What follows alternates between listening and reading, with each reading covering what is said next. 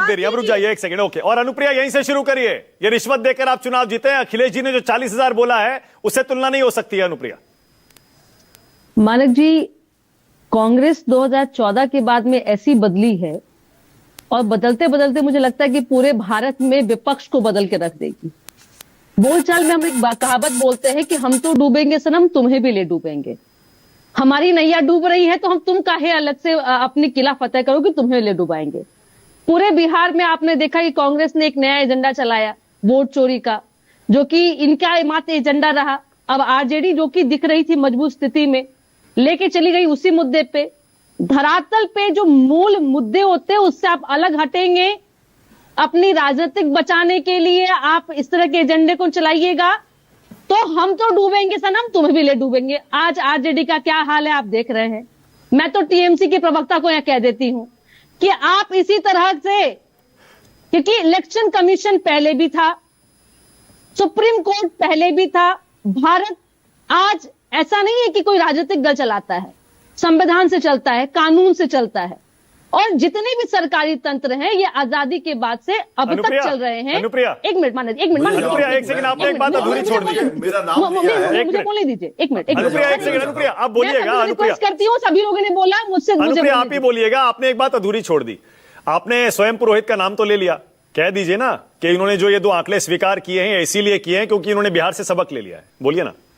नहीं, मैं वही कह रही थी कि सबक सबको लेने की जरूरत है कि अगर कांग्रेस के नक्शे कदम पे चलिएगा तो शायद आप भारत के राजनीतिक नक्शे से आप चले जाइएगा, जैसा कि आरजेडी ने झेला है। राजनीतिक दलों का काम यह है कि वो राजनीतिक विषय, क्योंकि आपको इसलिए बिहार देश की जनता चुनती है या संगठन बनता है कि आप लोगों के मुद्दे पे काम कर सके।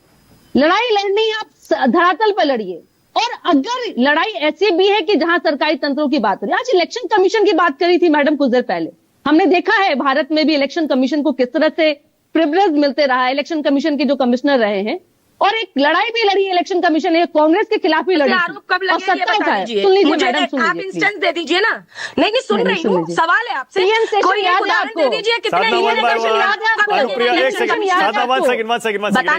अनुप्रिया सबको शांति से सुन रही थी, प्लीज उनको बोलने दीजिए। अनुप्रिया आपकी बारी है, बोलिए। नहीं, मेरा सवाल है, एक उदाहरण दे रही किस समय कांग्रेस ने, अगर आपको लगता है कि कांग्रेस ने इतने लंबे समय तक देश में अगर अपनी सत्ता चलाई है तो काम के बदौलत, तो आज भी एनडीए अपने काम की बदौलत चला रही है। आपके आरोप लगाने से देश के सरकारी तंत्र और देश के जितने भी लोग हैं वो बिके हुए नहीं है। आप लोग सीधा एक सवाल उठा देते हैं मीडिया पे, आप सीधा सवाल उठा देते हैं सरकारी तंत्रों पे, और मुझे लगता है कि आप तो कभी कभी सुप्रीम कोर्ट को भी घसीट लेते हैं। जब सुप्रीम कोर्ट आपके पक्ष में जवाब मिलता है तो आप कहते हैं कि नहीं, देश में संविधान खतरे में नहीं है, कानून का राज चल रहा है। लेकिन जब आपके खिलाफ में आपको एसआईआर की प्रक्रिया पे गए थे मानक जी, अब मैं विषय पे आती हूँ, गए थे सुप्रीम कोर्ट, क्या बोला सुप्रीम कोर्ट ने कि एसआईआर की प्रक्रिया चलेगी।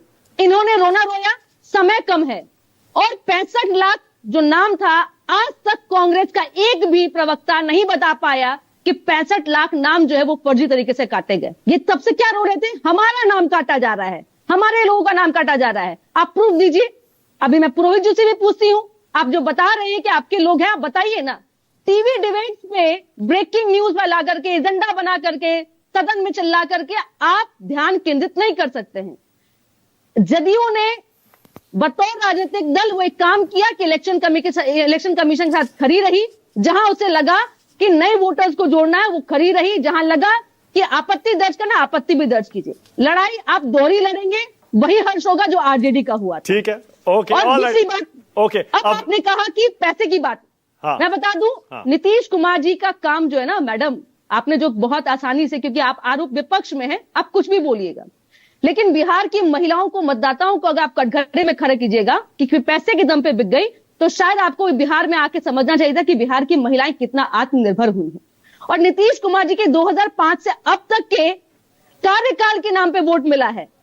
अगर ऐसा झूठ होता तो भाई ऐसे नतीजे नहीं मिलते। ठीक है, ओके। विनोद अग्निहोत्री और सतीश केसी, उदयवीर जी, इसके बाद आपको टाइम दे दूंगा प्लीज, और साधना भी और गुरुप्रकाश भी कुछ कहना चाह रहे हैं, बाद में सेकंड राउंड लूंगा। पहले ये 2 विश्लेषकों को जरा सुन लीजिए। विनोद अग्निहोत्री और सतीश केसी को लाइए।